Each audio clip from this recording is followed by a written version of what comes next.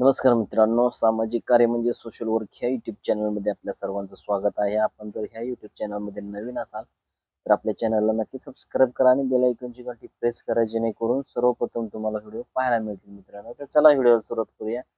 मित्रांनो, गेले काही दिवस आपण हवामान अंदाजानुसार जो काही हवामान विभागाने अंदाज वर्तविलेला होता त्यानुसार आपण आपल्यापर्यंत माहिती पोहोचवण्याचा प्रयत्न करत असतो. आणि आपण गेले काही दिवस बघत आहात की जो चक्रीवादळाचं सर्कल तयार झालं होतं, आपण जे बंगालच्या उपमहासागरात आणि अरबी समुद्रामध्ये जे दोन चक्रीवादळ तयार झाले होते ते पूर्ण सक्रिय झाले असून पुढील काही दिवसांमध्ये आपल्याला त्यांचा परिणाम पाहायला मिळणार आहे. तर महाराष्ट्रातील कोणत्या भागात त्याची काय परिस्थिती राहणार आहे आणि त्या संदर्भात आपण व्हिडिओच्या माध्यमातून आपल्यापर्यंत माहिती पोहोचवण्याचा प्रयत्न करत असतो.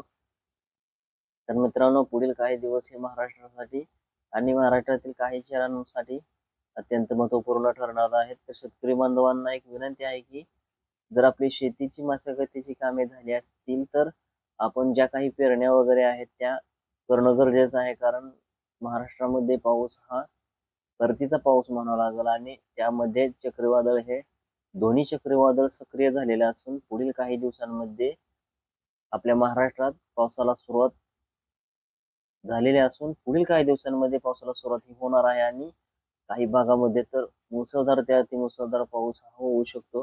तर ज्या शेतकरी बांधवांचे पिकं काढलेले आहेत तर त्या शेतकरी बांधवांनी आपल्या पिकांची काळजी घेणं गरजेचं आहे. आणि त्यासाठी ज्या काही उपाययोजना करता येतील तर त्या उपाययोजना करणं गरजेचं आहे. तर आपण बघू शकता मित्रांनो की जे अरबी समुद्रामध्ये चक्रीवादळ तयार झालेलं आहे ते चक्रीवादळ पुढील काही दिवसांमध्ये महाराष्ट्रात त्याचा परिणाम पाहायला मिळणार आहे. तर जे बंगालच्या उपमहासागरात जे चक्रीवादळ तयार झालेलं आहे त्याचाही काही परिणाम आपल्या महाराष्ट्रात होणार आहे का, तर त्यासाठी आपण व्हिडिओच्या माध्यमातून आपल्यापर्यंत माहिती देण्याचा प्रयत्न करणार आहोत. तर हे दोन्ही चक्रीवादळ पुढील काही दिवसांमध्ये महाराष्ट्रामध्ये पूर्णतः त्यांचं थैमान होणार आहे आणि महाराष्ट्रात काही ठिकाणी नुकसान होऊ शकते, तर काही ठिकाणी अतिवृष्टी होऊ शकते, तर काही ठिकाणी पूर परिस्थिती निर्माण सुद्धा होऊ शकते.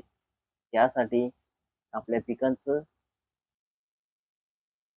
नुकसान होऊ नये त्यासाठी आपण उपाययोजना करणं गरजेचं आहे मित्रांनो. तर मित्रांनो, आपण बघू शकता की हे दोन्ही चक्रीवादळ पुढील काही दिवसांमध्ये त्यांचं रौद्र रूप धारण करू शकतील आणि महाराष्ट्रामध्ये काही ठिकाणी पूर परिस्थिती निर्माण होऊ शकते. अशा स्वरूपाचा पाऊस सुद्धा होऊ शकतो, कारण तसा अंदाज नाकारता येत नाही. तर त्यासाठी आज आपण पाहणार आहोत की महाराष्ट्रातील कोणत्या भागांमध्ये पाऊस कशा स्वरूपाचा राहणार आहे. तर आपण बघू शकता की सांगली, सोलापूर, अकलूज, सातारा, रत्नागिरी या भागामध्ये काही ठिकाणी मुसळधार तर काही ठिकाणी अतिमुसळधार पाऊस होऊ शकतो. तर काही ठिकाणी रिमझिम स्वरूपाचा सुद्धा पाऊस होऊ शकतो. तर मित्रांनो, पुणे, मुंबई, पालघर, अहमदनगर या भागामध्ये सुद्धा काही ठिकाणी मुसळधार ते अतिमुसळधार पाऊस होऊ शकतो.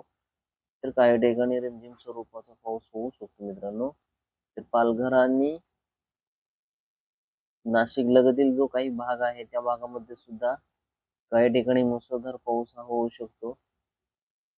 तर त्यासाठी काही उपाययोजना आपल्या पिकांचं नुकसान होऊ नये त्यासाठी आपल्या शेतकरी बांधवांनी करणं गरजेचं आहे. तर जळगाव लगतील जो मालेगाव, जळगाव, नंदुरबारचा काही भाग आहे, शेगाव, अमरावती आणि नागपूरच्या भागामध्ये सुद्धा काही ठिकाणी मुसळधार तर काही ठिकाणी रिमझिम स्वरूपाचा पाऊस हा होऊ शकतो. तर त्यासाठी आपण बघू शकता की मित्रांनो, काही ठिकाणी मुसळधार तर काही ठिकाणी अतिमुसळधार सुद्धा पाऊस पुढील काही तासांमध्ये होऊ शकतो. तर त्यासाठी आपल्या शेतकरी बांधवांनी आपल्या पिकाचे नुकसान होऊ नये त्यासाठी काहीतरी उपाययोजना करणं गरजेचं आहे.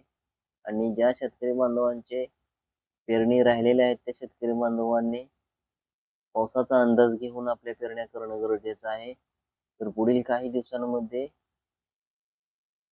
जे दोन्ही चक्रीवादळ आहेत त्या चक्रीवादळांचा महाराष्ट्रासाठी काय परिणाम होऊ शकतो आणि त्यासाठी आपण आपल्या व्हिडिओच्या माध्यमातून आपल्यापर्यंत माहिती पोहोचवण्याचा प्रयत्न करत आहोत. तर आपण बघू शकता की त्या बंगालच्या उपमहासागरात हे चक्रीवादळ पूर्ण सक्रिय होत आहे आणि पुढील काही दिवसांमध्ये त्याचा प्रवास महाराष्ट्रातून किंवा महाराष्ट्रालगतील काही भागांमधून होईल का असा अंदाज हवामान विभागाने वर्तविलेला आहे. तर पुढील काही दिवसांमध्ये आपण त्या अंदाजाने आपल्यापर्यंत व्हिडिओच्या माध्यमातून माहिती पोहोचवण्याचा प्रयत्न करणार आहोत.